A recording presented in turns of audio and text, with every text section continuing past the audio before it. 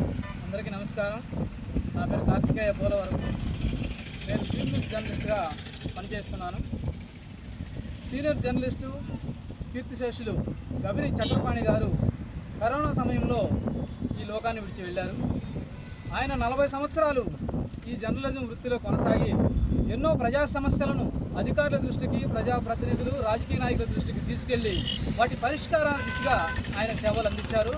ఈ విషయం ఒక పాలకులకి, అదేవిధంగా అధికారులకి జర్నలిస్ట్ సంఘాల తరఫున మేము పదే పదే విన్నవించాం. ఈరోజు ఈ నెల్లూరు జిల్లా ఇందుకూరుపేట మండలం డేవిస్పేట పంచాయతీలో ఉన్న యాగంట సెంటర్లో గవిని చక్రపాణి గారి విగ్రహాన్ని ఏర్పాటు చేయాలని కోరుతూ మేము ఈ కార్యక్రమాన్ని ఇక్కడ ఏర్పాటు చేస్తున్నాం. రేపటి దినాన సోమవారం రోజు జిల్లా కలెక్టర్ కార్యాలయానికి వెళ్ళి ఇదే విషయాన్ని అధికారులకు ప్రస్తావన చేస్తూ మాకు స్థలం అనుమతులు ఇవ్వాలని, చక్రపాణి గారి విగ్రహాన్ని ఏర్పాటుకు వాళ్ళు సహకరించాలని చెప్పేసి కోరుతూ మేమందరమే అక్కడ సమావేశం అవుతూ ఉన్నాము. మీడియా మిత్రులారా, ఇది మనకు ఒక సవాలు లాంటిది.